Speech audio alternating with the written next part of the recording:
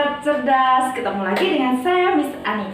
Nah, Sobat-Sobat Cerdas, pada materi semester 2 ini, tema 6, kita akan membahas tentang kalor dan suhu.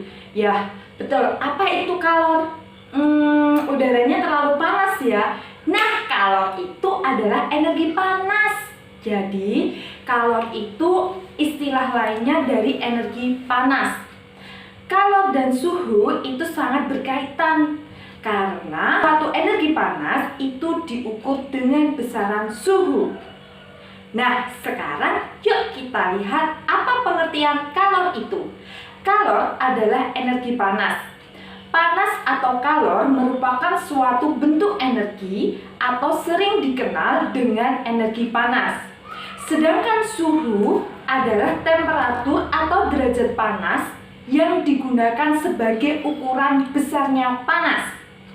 Terkadang anak-anak pernah melihat ya, ketika memperlihat suhu itu ada besarnya 30 derajat Celcius. Nah, itu adalah besarnya suhu atau kalor. Selanjutnya, alat yang digunakan untuk mengukur besarnya suhu yaitu disebut dengan termometer. Termometer itu digunakan untuk mengukur besarnya suhu. Terkadang ada suhu yang panas ataupun suhu yang dingin.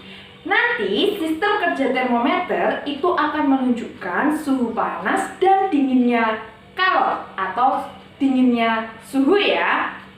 Nah, sekarang selanjutnya saya akan menjelaskan tentang sumber-sumber energi kalor atau sumber-sumber energi panas yang berasal dari lingkungan sekitar kita. Nah, yang pertama, sumber energi panas terbesar kita adalah matahari. Matahari adalah sumber energi panas terbesar. Bahkan dari kehidupan kita itu sangat membutuhkan sinar matahari. Tidak hanya kita sebagai manusia saja ya yang membutuhkan sinar matahari, namun seperti tumbuhan dan hewan itu juga membutuhkan sinar matahari. Pada tumbuhan, sinar matahari itu digunakan untuk proses fotosintesis. Bahkan sinar matahari itu menjadi sumber energi pokok dalam proses fotosintesis. Selanjutnya, matahari itu pun juga bermanfaat dalam kehidupan sehari-hari kita. Bayangkan, jika ketika siang hari kita tidak ada sinar matahari, apa yang terjadi? Wah, jadi gelap gulita dong siang kita. Nah, itu salah satunya. Maka dari itu, sinar matahari adalah sumber energi panas terbesar. Selanjutnya, yang kedua, sumber energi panas berasal dari api. Api itu sebagai sumber energi panas dimanfaatkan dalam kehidupan sehari-hari. Yang jelas bisa kita manfaatkan untuk mengolah sumber bahan makanan, sehingga makanan itu bisa kita makan dan kita konsumsi untuk memasak, kemudian untuk merebus air, dan yang lain-lainnya. Nah, selanjutnya sumber energi panas itu berasal dari gesekan dua benda. Coba sobat-sobat praktekkan. Gosokkan kedua tanganmu secara bertahap. Lama-kelamaan apa yang akan kalian rasakan? Nah, telapak tangan kita akan merasakan panas. Nah, itu adalah salah satu sumber energi panas berasal dari dua benda yang mengalami gesekan. Pada zaman dahulu, nenek moyang kita untuk menghasilkan api sebelum ada korek itu dengan menggesekkan dua batu. Itu akan menghasilkan api. Nah, sobat-sobat, sekarang kita lanjutkan ya. Kita akan membahas tentang perpindahan kalor atau panas. Bahkan dari sinar matahari yang ada di langit jauh di sana, itu bisa kita rasakan panasnya. Nah, itu adalah wujud bahwa panas itu dapat merambat. Nah, panas itu dapat berpindah dari suhu yang tinggi menuju ke suhu yang rendah. Contohnya, ketika kalian meletakkan panci di atas kompor, lama-kelamaan pancinya akan ikut panas. Sumber panasnya dari mana?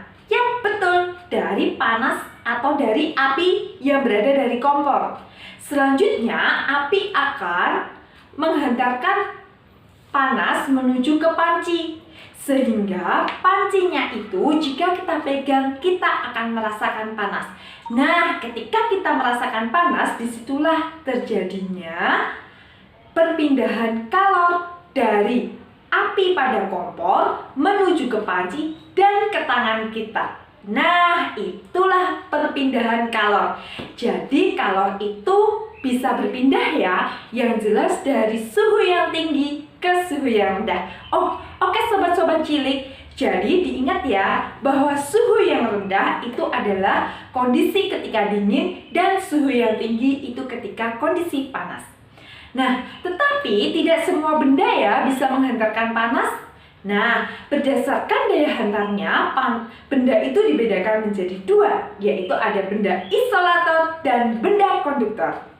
Benda isolator adalah benda yang tidak dapat menghantarkan panas. Seperti apa saja? Yang pertama, benda isolator itu seperti plastik. Nah, yang termasuk dalam benda isolator itu yang pertama ada kain, ada plastik, ada kayu, ada batu, ada tanah, kemudian ada karat, dan masih banyak lagi. Selanjutnya, benda konduktor adalah benda-benda yang dapat menghantarkan panas. Benda-benda yang dapat menghantarkan panas itu seperti besi, baja, aluminium, tembaga, seng, dan lain-lainnya. Nah, sekarang sobat-sobat cilik sudah mengenal ya apa itu benda konduktor dan benda isolator.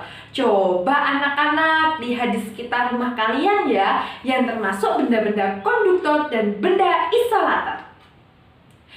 Nah, selain mengamati benda-benda isolator dan konduktor, sifat dari benda isolator dan konduktor itu juga dimanfaatkan dalam pembuatan produk rumah tangga.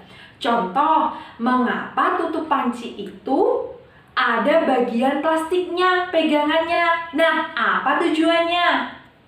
Betul, tujuannya agar ketika kita memegang itu tidak merasakan panas.